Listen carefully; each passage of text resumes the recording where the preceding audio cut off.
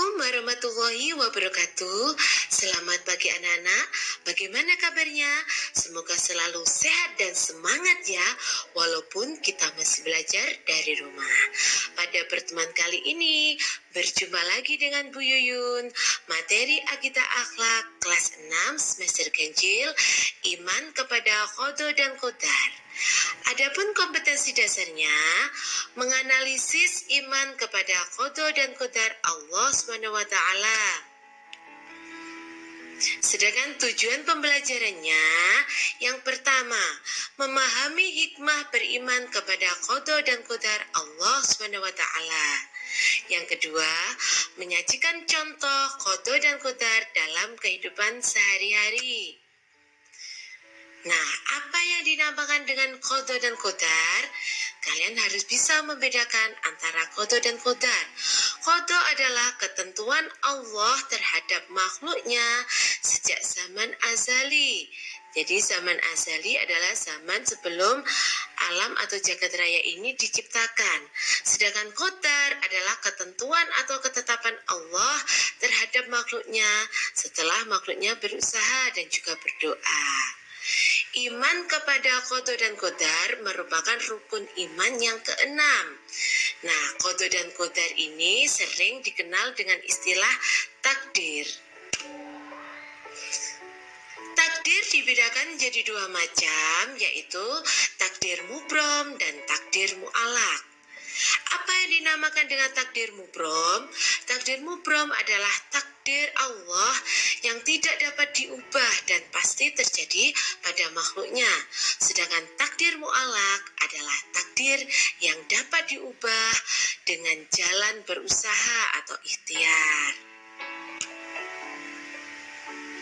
Lalu apa saja contoh-contoh takdir mubrom? Contoh takdir mubrom yaitu kelahiran, kematian, jodoh, rezeki, warna kulit, jenis kelamin. Itu merupakan takdir yang tidak bisa diubah dan tidak bisa diketahui oleh makhluknya. Sedangkan takdir mu'alaq atau takdir yang bisa berubah, contohnya orang yang sakit berobat menjadi sembuh, orang miskin yang bekerja keras sehingga menjadi kaya. Dan contoh yang lain yaitu orang bodoh yang giat belajar sehingga menjadi pandai. Jadi takdir mu'alaq ini takdir yang bisa berubah dengan jalan berusaha atau ikhtiar. Lalu bagaimanakah ciri-ciri orang yang beriman kepada Qada dan Qadar Allah SWT? Ciri-cirinya yaitu yang pertama, sadar dan menerima kenyataan. Jadi selalu menerima kenyataan, tidak terlalu banyak berhayal. Yang kedua, senantiasa bersabar, tidak mudah marah. Yang ketiga, rajin dalam berusaha dan tidak mudah putus asa, tidak mudah menyerah, apalagi tidak mau berusaha. Nah, itu bukan ciri orang yang beriman kepada Qada dan Qadar. Yang keempat, bersikap positif, selalu berpikir positif, menghindari hal-hal negatif atau pikirannya negatif. Yang kelima, senantiasa bertawakal. Tawakal adalah berserah diri kepada Allah setelah berusaha dan berdoa. Nah, ciri yang keenam yaitu menaati perintah Allah dan menjauhi larangannya. Nah, itu diantara ciri-ciri orang yang beriman kepada Qada dan Qadar Allah SWT.